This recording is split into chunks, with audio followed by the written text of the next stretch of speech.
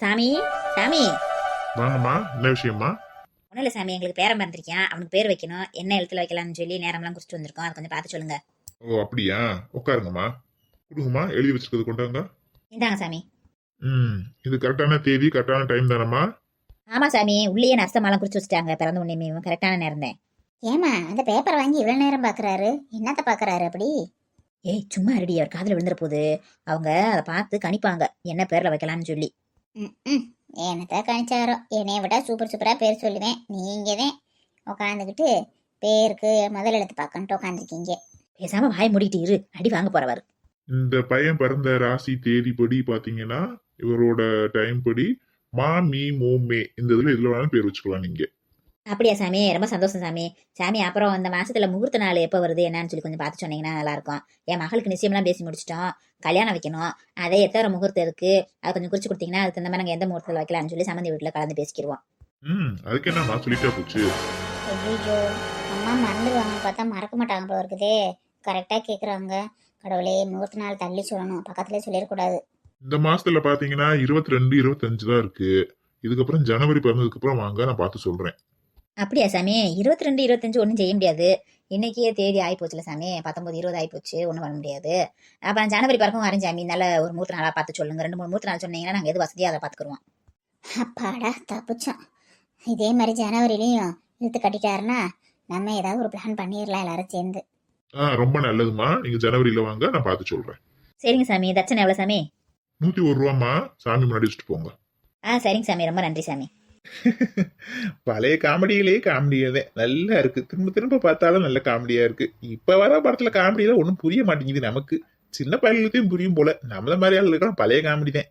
என்னையா முத்துப்பாண்டி, டீ வதக்குறிக்கியா? ஆமாம்மா, வாங்கம்மா. தூங்கிட்டு இருந்தீங்க, வந்து எட்டி பார்த்தேன் ரூம்ல. சரி தொந்தரவு பண்ண வேணாம்னு சொல்லிட்டு தான் வந்து சரி காமெடியை பார்ப்போம்னு சொல்லி உட்காந்து பார்த்துக்கிட்டு இருந்தேம்மா. அப்படியா? என்ன கார்த்தி போனீன்னு போட்டானா?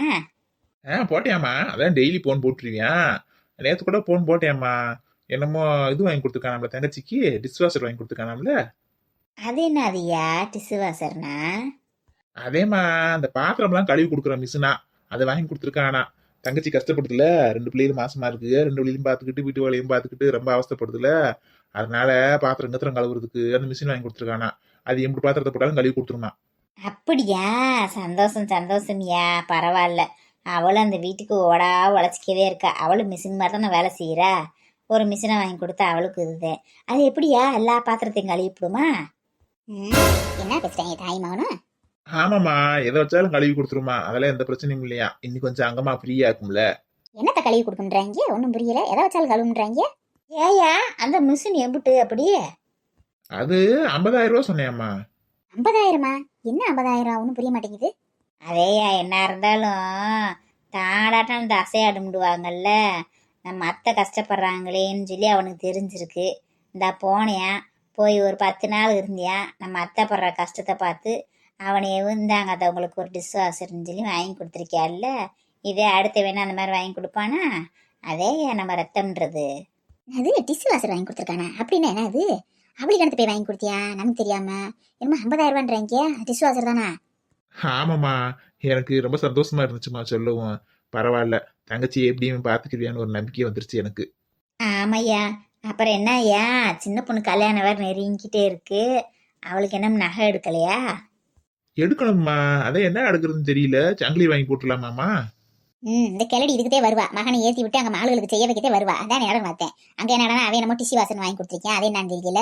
இப்போ இந்த மகளுக்கு அதுங்குள்ளி நகை நட்டு செய்யணும்னு சொல்லி சொல்ல வந்துருச்சு. இந்த கிளவி இருக்க வரைக்கும் இந்த வீடு உருப்படாது. முதல்ல அது என்னன்னு சொல்லி போய் நட்சத்திரட்ட போன் போட்டு கேட்கணும். ஓம் பிரியையா, நீ எப்படி கைக்கு மேய்க்கு பார்த்துக்கிட்டு செய்யி. உனக்கு எப்படி செய்ய முடியுமோ அதை செய்யி. அதுக்காண்டி நம்ம நான் கடங்கப்பா வாங்கி செய்ய முடியும்.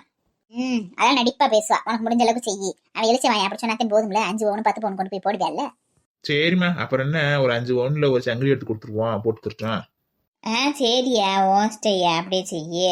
அந்த பிள்ளைக்கு நம்ம காது ஊற்றி எதுக்குமே செஞ்சது கிடையாதுல்ல. இப்போ தானே செய்கிறோம் கல்யாணத்துக்கு. நல்லபடியாக செஞ்சு விடுவோம். இதான் நான் சொல்லல, கரெக்டாக சொல்லிட்டாரு. ஒரு பாரி வளர் பரம்பரை 5 பவுன் போடுறாப்ல. 5 பவுன் நகை நட்டு விற்கிற விலைக்கு 5 பவுன் எங்கனையா இருக்கு?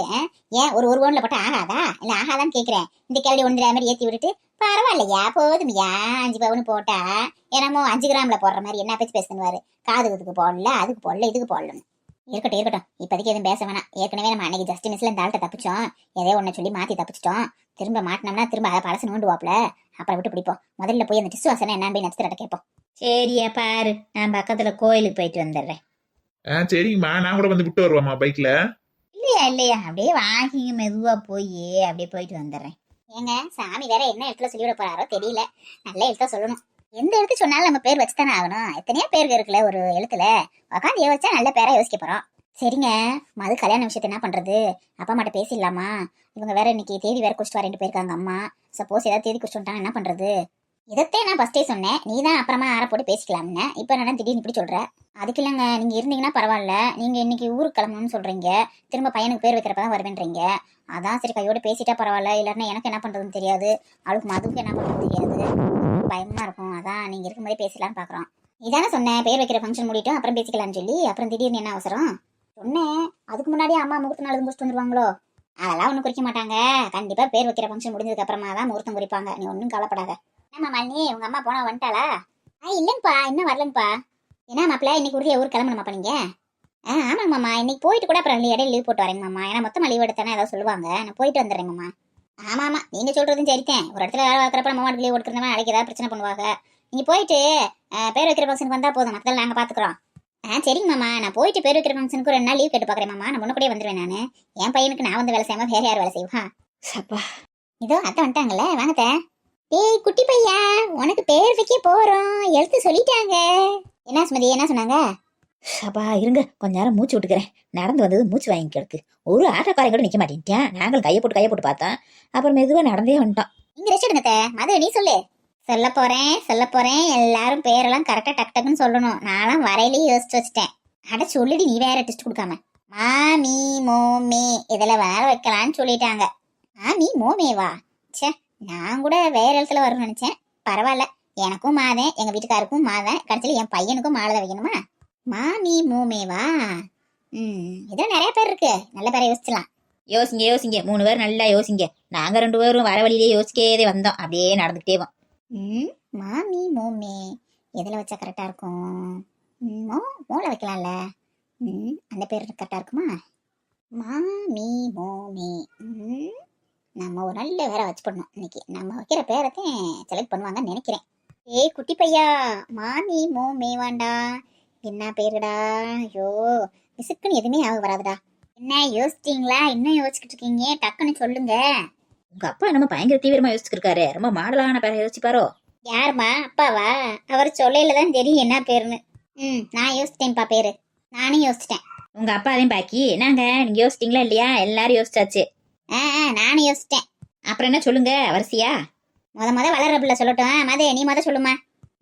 இதுக்கு மேல எங்கிட்டு வளர்றது? அவன் ஆல்ரெடி நெரு வளர்ந்ததே இருக்கா, இவர் வேற வளர்ற பிள்ளைன்றாரு. நான் என்ன பேர் யோசிச்சிருக்கேன்னா முகேஷ். அதுக்கடுத்து மாலினி, நீ சொல்லுமா. நான் வந்து மிருதன். மாப்பிள்ள, அப்புறம் நீங்க சொல்லுங்க. நான் வந்து முகுந்தன். சுமதி, நீ சொல்லுமா.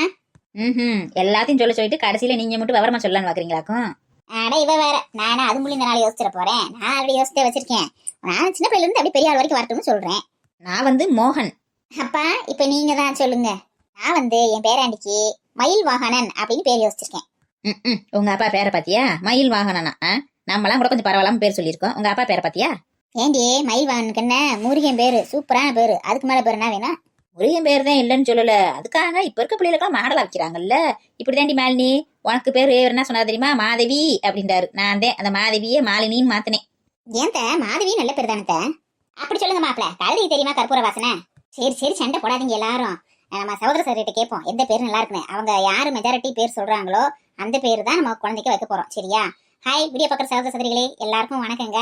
நீங்களே கேட்டிருப்பீங்க நாங்க சொன்ன பேர் எல்லாத்தையுமேவும். நான் வந்து மிருதன் அப்படின்னு சொல்லி சொன்னேன். எங்க மாமா வந்து முகுந்தன் சொன்னாரு. எங்க அம்மா வந்து மோகன் அப்படின்னு சொன்னாங்க. எங்க அப்பா வந்து மயில் வாகனன் அப்படின்னு சொன்னாங்க. என் தங்கச்சி வந்து முகேஷ் அப்படின்னு சொல்லியிருக்கா. இந்த பேர்ல எந்த பேர் நல்லா இருக்குன்றத நீங்க தான் ஓட் பண்ணணும். நீங்க மெஜாரிட்டியே எந்த பேர் சொல்றீங்களோ அந்த பேர் தான் குழந்தைக்கு வைப்போம். இன்னைக்கு கேள்வி கேட்க போறது இல்ல, இதுதான் உங்களுக்கான கேள்வி. இதுக்கு நீங்க எல்லாரும் கம்பல்சரியா ஆன்சர் பண்ணியே ஆகணும். நீங்க சொல்றதை வச்சுதான் எங்க குழந்தைக்கு நாங்க பேர் வைக்க போறோம்.